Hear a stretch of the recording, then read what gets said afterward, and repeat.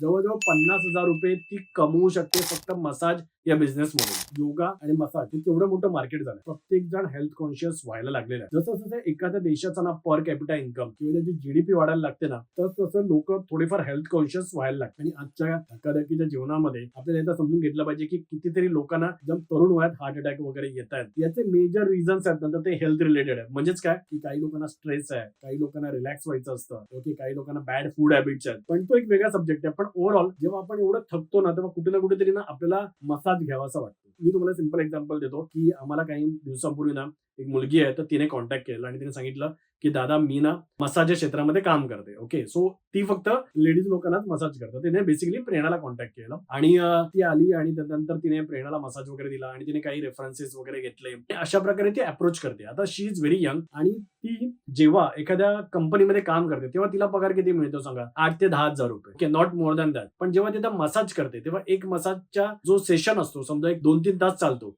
तर त्याच्यासाठी ती 1100 रुपये चार्ज करते. म्हणजे तिची जी आजची प्रेझेंट सॅलरी आहे, जर तिने महिन्यातून फक्त 8 क्लायंट जरी तिने मिळाले आणि त्यासाठी तिला किती वेळ द्यावा लागणार आहे? 8 दुणे 16 तास आणि ट्रॅव्हलिंग मध्ये थोडाफार वेळ जाईल. म्हणजे समजा 20 ते 22 तास एवढा वेळ देऊन ती तिची जी आत्ताची प्रेझेंट सॅलरी आहे ती पण कमवू शकते. आणि प्लस जर तिने मेहनत केली, तिने खूप चांगल्या प्रकारे मसाज दिला, चांगल्या प्रकारे रेफरन्स जमवले, तर जर समजा उद्या तिच्याकडे 50 क्लायंट जरी जमले, तर 50 इंटू 1000 रुपये करा, जवळजवळ 50,000 रुपये ती कमवू शकते फक्त मसाज या बिझनेस मधून. संपूर्ण व्हिडिओ पाहण्यासाठी प्रगत लोके टॉक्स या YouTube चॅनेलला व्हिजिट करा.